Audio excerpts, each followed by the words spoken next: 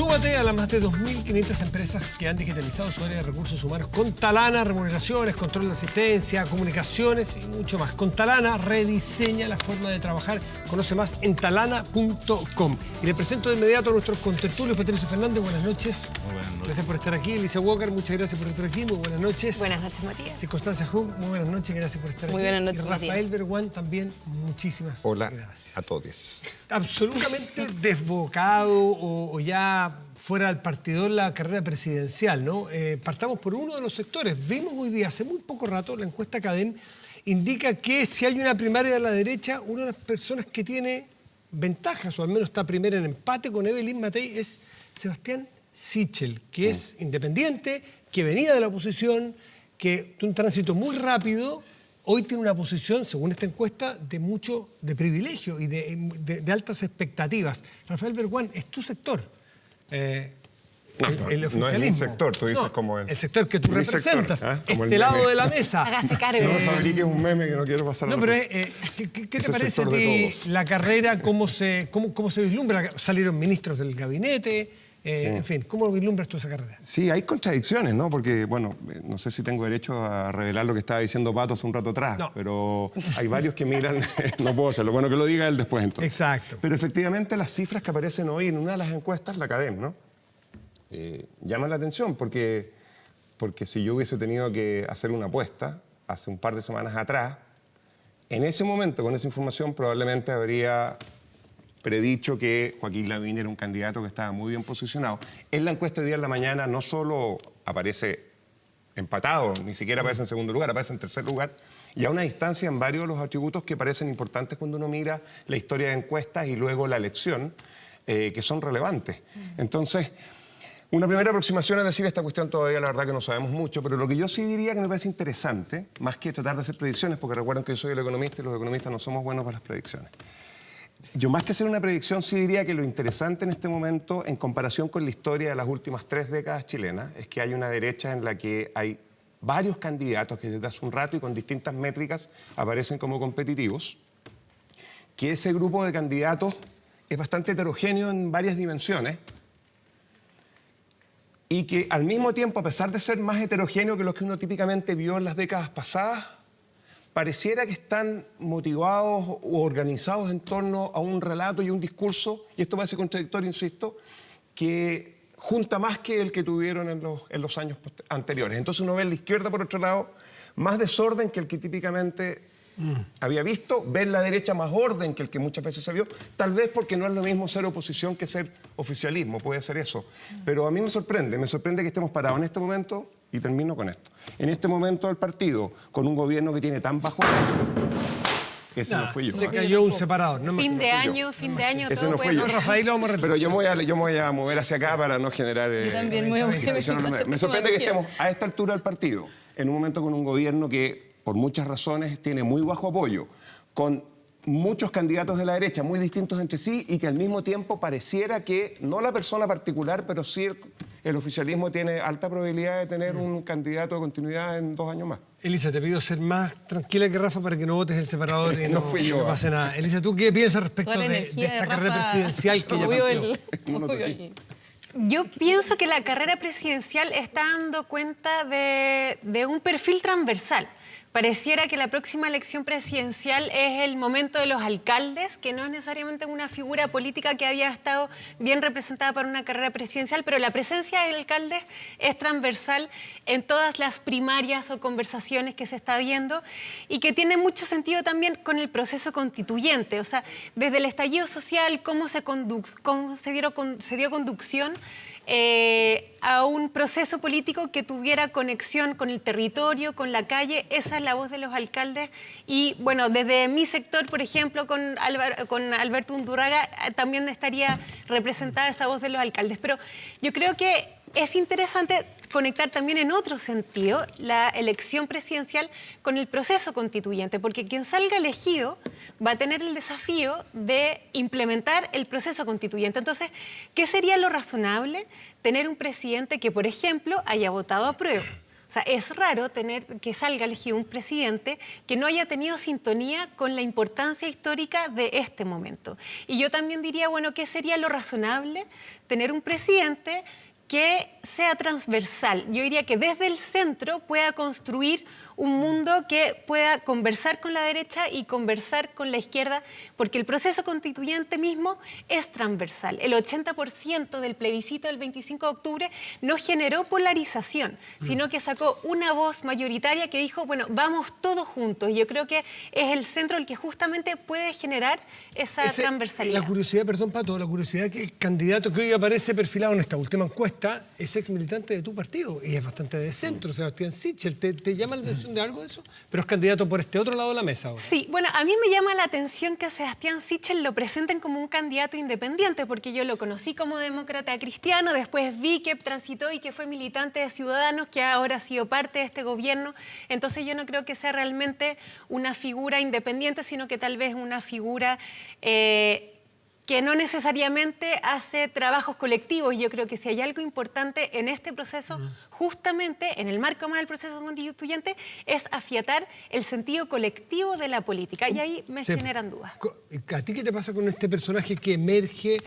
Se le han hecho crítica. Andrés Velasco, que trabajaba con él, le hizo justamente esa crítica de que barre más para su, o lleva agua a su propio molino. Tú lo ves un tipo trabajando colectivamente. ¿Cómo lo ves, Pato? No sé, lo vi como una carta sacada debajo de la manga de un grupo que habría que investigar, habría que ponerle nombres y apellidos, porque como que de repente apareció Sichel, y apareció Sichel, yo creo en parte movido por cierto grupo de Renovación Nacional para objetar a Desbordes, apareció Sichel de pronto también como un nombre de una cierta oligarquía, palabra pasada de moda, pero en fin, como que busca a alguien fuera de su círculo que parece resultarle coherente en estas ficciones, no sé, pues medias inventadas, en fin. Me pareció rarísima la encuesta CADEM. Rara digo porque más allá de que pudiera ganar las primarias, cosa que anda tú a saber, acaba de aparecer y salía punteando en la encuesta. No sé, la encontré rara, no confiaría del todo, digamos, en ese diagnóstico. Pero viendo el panorama más en general, creo que la derecha tiene candidatos más coherentes que la izquierda. O sea, parecen más representativos de tendencias que hay ahí adentro, que uno más o menos las puede pesquisar. Y dicho sea de paso, es interesante una cosa a propósito de lo que decía Elisa, fueron todos por el apruebo, ¿eh?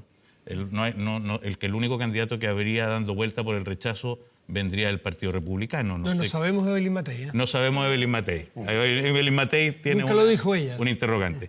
Y lo otro que me llama la atención es que habiendo un espacio político que ha crecido, que se llama algo así como la centroizquierda, después de la división del Frente Amplio, del atrincheramiento un poco de una parte de la izquierda hacia el PC, hay un mundo más moderado que ha crecido, pero no tiene líder. Y la proliferación de nombres no responde a otra cosa sino que a la falta de nombres.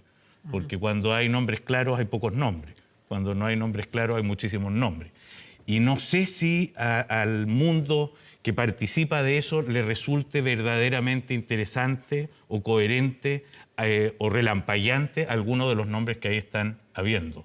Más bien tengo la impresión que resultan algo insípidos. O sea, no del todo existiendo, con esto con mucho respeto con las capacidades que varios de ellos puedan tener, pero no aparece tampoco representando la frescura de lo que significa crear un ciclo siguiente. Eso yo creo que cuesta mucho verlo todavía. ¿Y en la derecha existe alguien que relampagueante, que traiga frescura? Porque son nombres que están en la política. Bueno, Sichel es más nuevo en la política.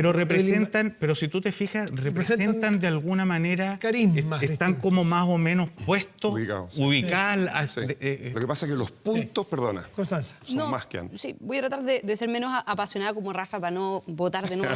Oye, yo insisto que yo no toqué eso. Rafa, sí. Pero a ver, yo quizás quiero hacer un punto un poco distinto, pero voy a llegar a la pregunta original, que tiene que ver con las prioridades. Algo conversábamos también el fin de semana pasado respecto de que los propios candidatos presidenciales, sobre todo de la centro-derecha, que en el caso de Desbordes y en el caso de Sichel salieron del gobierno, del Banco Estado, le ponen prioridad al proceso constituyente y a la Convención Constitucional, ¿no? Esa es la prioridad, esa es la discusión, ahí está la batalla electoral siguiente en conjunto con las municipales, en conjunto con los gobernadores regionales, los cores, los alcaldes, etcétera. Por lo tanto, me parece que cualquier adelanto, cualquier proyección respecto al mecanismo, si va a haber, por ejemplo, primarias dentro de los partidos para llevar candidatos únicos a las primarias o tener una primaria abierta donde compitan todos, yo creo que eso es algo que recién se va a resolver a partir del 11 de abril. Entonces, las encuestas que se pueden plantear ahora, me parece que dentro de todo han sido medianamente consistentes con lo que se ha venido instalando en el último tiempo, que es que al menos, lo decía Pato, lo decía Rafa, que en la centro-derecha en general hay harto liderazgo que se ha mantenido en las encuestas como liderazgos potentes.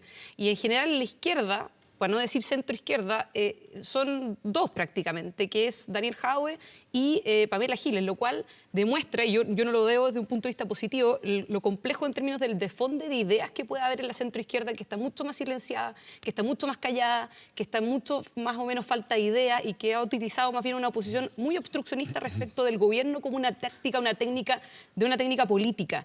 Y eso, por lo menos, a mí me parece que es preocupante en términos de los distintos proyectos políticos que se le puedan prestar, o sea, se le pueden ofrecer, ¿cierto?, a la ciudadanía. Ahora, de ahí al tema de que si Sichel, si Joaquín Lavín, si Evelyn Matei se están empatados o no. ¿Da lo mismo? Yo creo que a estas alturas no importa mucho. Ahora, hay un tema con respecto a Sichel y sin ánimo de defenderlo ni nada, porque yo de verdad creo y estoy convencida, y así también lo han planteado los candidatos presidenciales, la prioridad es el 11 de abril. Esa es la prioridad. Y los candidatos presidenciales están siendo útiles para esos efectos, ¿no? Ellos están diciendo, mira, esta es la prioridad, nosotros vamos a trabajar para eso. Pero en el caso de Sichel no es que sea simplemente un aparecido, por eso digo, sin ánimo de defenderlo, pero él se fue del gobierno siendo el ministro mejor evaluado, el que mejor comunicaba en su momento. Entonces también tiene, digamos, no fue como que haya sido inventado. Se fue del gobierno siendo el ministro mejor evaluado y en general tuvo harto apoyo de distintos partidos de Chile Vamos, y en ese sentido a mí me parece de que esos liderazgos comulgan con un ideario más o menos común y que si son liderazgos que están bien aspectados, bueno, que compitan todos después de los abril. Desfonde de ideas, dijo Constanza en su sector. Ahí tú yo creo que hay un desfonde total de ideas en la centroizquierda, eso creo que es verdad, pero creo que en la derecha no es demasiado mejor, lo que pasa es que tiene el poder para unificar, el poder en ese sentido reúne bastante bien. Y creo que la ausencia de ideas no es porque de pronto la gente se puso tonta, es porque estamos en un cambio epocal muy grande, digamos. Y en ese cambio lleno de nuevos ingredientes, con la caída, digamos, de los grandes modelos del siglo XX, se produce efectivamente un vacío que no se resuelve en 2 minutos. Y entender que no se resuelve en 2 minutos y que se tiene que trabajar en lo sucesivo, creo que es uno de los grandes retos, además de cómo ver el proceso constituyente. Porque el proceso constituyente no va a terminar con un proyecto de país en el que todos los chilenos se reúnen detrás de un mismo camino. Debiera terminar más bien en un dibujo de cancha en el cual puedan nacer muchos partidos futuros. Más que encauzar, digamos, en un camino fijo, creo que más bien va a ser otro su reto. Y lo otro que creo que demuestra esa falta de ideas por todos lados es que todos dialogan con el PC, porque el PC tiene ideas clarísimas, sí. Bastante viejas, bastante anquilosadas, pero muy claras. Viene repitiendo, digamos, una cantinela bien conocida que se ha experimentado y cada cual puede sacar su evaluación. Pero es consistente. Y si todos le hablan al PC todo el rato es porque les falta algo respecto de sí mismo de lo cual hablan. ¿Ustedes le hablan al PC también? No, yo creo que todos tratan de sacar una voz propia. Ahora, en política siempre hay que hablar con todos y yo creo que hay que tener apertura. Pero quiero hacer un punto de lo que decía Constanza. Yo no creo que la oposición haya sido obstruccionista en este proceso y quería dejarlo claro. Yo creo que el gobierno, cuando asumió este periodo presidencial, no leyó bien el escenario político, no entendió que tenía minoría en el Congreso Nacional y entró con una actitud de soberbia que no se condice con el rol que tenía que cumplir para dirigir este gobierno. Entonces no quiero dejar pasar por alto. O sea, de 11 proyectos de ley de seguridad no han sacado ninguno. Si eso no es obstruccionismo, yo no sé qué es obstruccionismo. De 11 proyectos de seguridad no han sacado ninguno adelante y no los ponen en tabla aludiendo a parlamentarismos de facto, retroexcavadora, sacrilegio a la Constitución. Bueno, no los ponen en tabla, teniendo pero por 50 urgencias, 40 urgencias, 30 Pero por urgencias. otra parte, Constancia, Si tú eso no es sabes obstruccionismo, no sé también qué. a propósito de la falta de ideas o de las confusiones de ideas de todos los lados, que también en la derecha están todos, votan de manera diferente. No, pero es que lo que pasa, me estoy haciendo cargo el punto de lo que decía Elisa, porque yo no lo estoy diciendo con poca responsabilidad, al revés. Sí. O sea, yo no sé por qué uno puede estar en desacuerdo con los proyectos, en desacuerdo con la manera en que uno los redacta, ¿cierto? Y por eso también existe la oposición y el oficialismo. Pero uno los pone en tabla, los discute, presenta indicaciones y los somete a votación. Uno puede aprobar o rechazar, pero que ni siquiera los pongan en tabla. Si eso no es obstruccionismo, yo no sé qué es. Pero es interesante, creo que es compleja la forma en que se ha llevado la labor legislativa y, por ejemplo, ver proyectos como el de pensiones, que hace un año ni siquiera tienes una indicación, que es una materia exclusiva en la Presidencia de la República, da cuenta que el tema es realmente complejo y yo creo que Porque no se ha llegado a retratar acuerdo. pero por eso, No, por eso, o sea, pero que, no que se- hagan, porque que no- hagan el porque trabajo, no han que se sientan en promovido la el mesa, acuerdo, po. pero retratar la labor legislativa como un obstruccionismo. No, de doy parte un del ejemplo, gobierno, te podría de dar parte de la miles de oposición. ejemplos más. O sea, Sí, yo ese también puedo ese es un hacer así ejemplo, de pero... contra- Sí, en todo caso, a mí, perdón, bueno verlo. no creo que tampoco esta proliferación de candidatos, o sea, tuvimos recién a 3 candidatos Sí. del PPD conversando Sí, en sí, el sí. mismo panel, de un solo partido, de los muchos que hay. Yo creo que, bueno, unos hijos de su tiempo. O sea, por un lado estamos en un contexto en el cual no hay ningún partido político, no hay ninguna institución política, no hay ninguna persona que pertenezca a una institución política que hoy día tenga un apoyo claro, obvio, suficientemente alto como para que ordene la cosa, y eso abre la puerta como para que muchos se sientan... Los que más andan por el 7%. Bueno, o sea, entonces no voto, no Claro. contesto, es por lejos O el sea, ganador. si tú tienes 30, 40, todos se alinean en torno a la o el que va liderando. Cuando nadie tiene 2 dígitos, se abre el espacio como para que muchos se sientan y muchas se sientan con derecho a participar. Primer comentario. Y segundo comentario, además somos hijos o hijas de nuestro tiempo en la siguiente dimensión. O sea, el 2015 hubo una reforma al régimen electoral que, claro, a los que somos economistas y nos preocupa el largo plazo, la estabilidad es importante, la proporcionalidad genera ruido, desordena la cosa y cuesta llegar a acuerdos. Yo creo que esa es una de las razones por las cuales una persona como Pamela Giles no tiene gran posibilidad de terminar siendo presidenta. La otra, que es Jadwe, no la tiene por ser del Partido Comunista y hace un par de semanas atrás nomás ratificar que su proyecto está basado en el marxismo-leninismo ortodoxo, digamos. Así que, pero quiero decir que esa mayor proporcionalidad que genera ruido en el largo plazo en términos de estabilidad, al mismo tiempo genera representatividad. Y el país no es el país homogéneo de hace algún tiempo atrás, según nos hacían creer, sino que es un país más heterogéneo. Al menos han aparecido esas heterogeneidades, se han hecho verdad. Se han hecho Bueno, obvias, los mismos y eso se candidatos- representa a través de más candidatos. Los mismos candidatos presidenciales que entrevistaste antes justamente valoraban el hecho de poder tener esta conversación abierta y era que de primera vez desde el PPD que existía esta primaria. Entonces también bienvenida a la discusión y bienvenida a la valoración de los procesos y ver ahí cómo se van organizando las fuerzas políticas. Ahora, Ya, perdón, Pato. no, que también yo creo que hay otra cosa por ver. Una es si va a aparecer alguna sorpresa en el camino. O sea, en los tiempos que estamos, así móviles como son, a lo mejor todavía no están todos los nombres y de pronto aparece un nombre que cuaja de otro modo. ¿Se te Y ocurre lo alguno? otro- ¿Tienes alguno en- No. orbitando? No. No. Y lo otro es que, varios.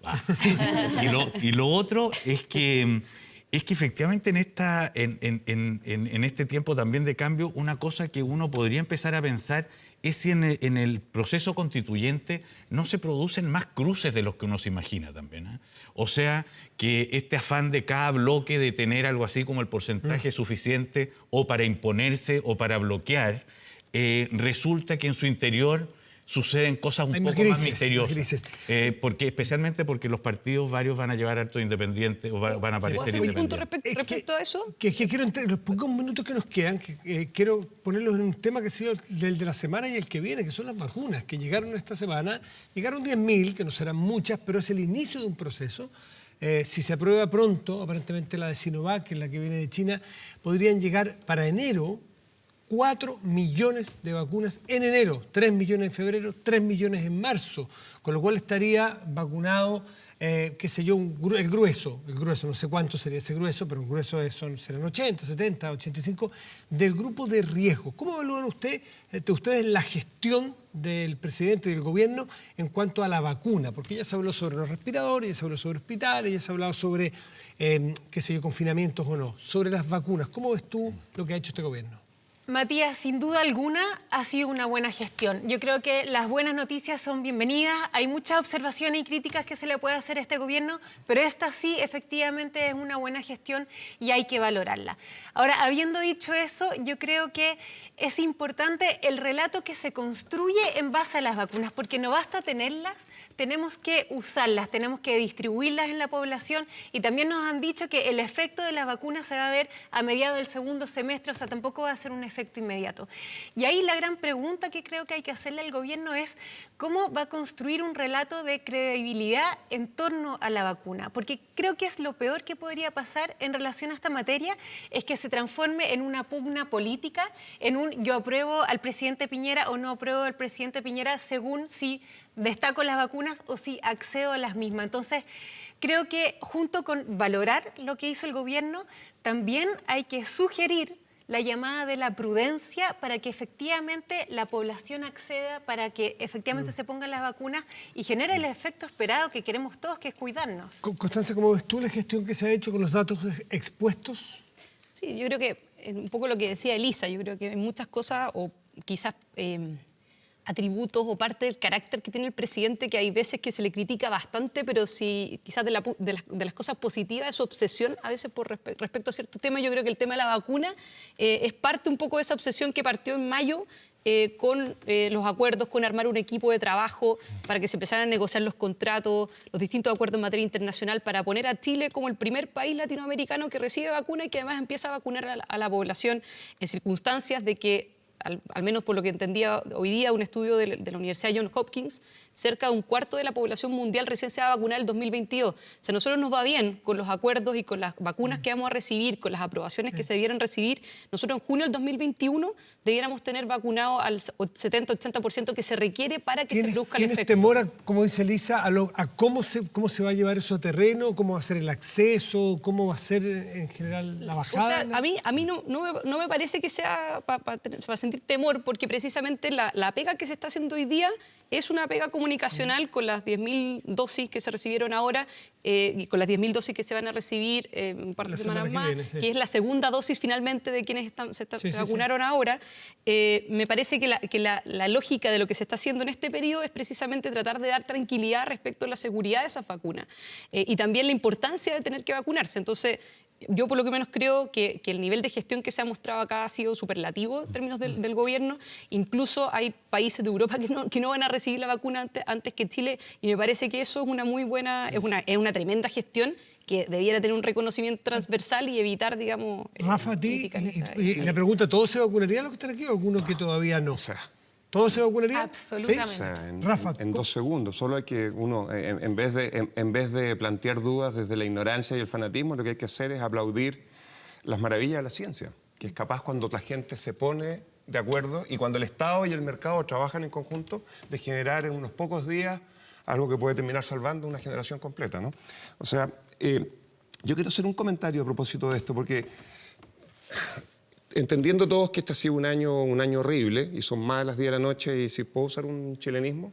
Usted se hace responsable. Bueno, ha sido un año de mierda, ha sido un año de mierda en el No era mundo, tanto, ya. para tantos, y que tanta gente, ahora viene el verano, o sea, hay gente que el año completo depende de lo que pasa en los próximos 2 meses, en términos económicos, y sabemos que, o sea, este problema no es que esté quedando atrás, las cosas, los estudios académicos muestran que en las crisis financieras, y esta es una crisis mucho más profunda y perjudicial que eso, los efectos no económicos, los efectos en salud mental se ven 2 generaciones después. Eso está absolutamente registrado por la literatura académica. O sea, esto va a tener impactos que nosotros simplemente no podemos sospechar en mucha gente por mucho tiempo. Dicho eso, entonces, y aquí tratando de ser algo neutral y leyendo la prensa internacional, en estos momentos empiezan a aparecer algunas de esas razones por las cuales globalmente a Chile lo miran con cierto respeto institucional, más allá de todas nuestras fragilidades, de todos nuestros problemas y de todas las falsedades que nos habíamos comprado.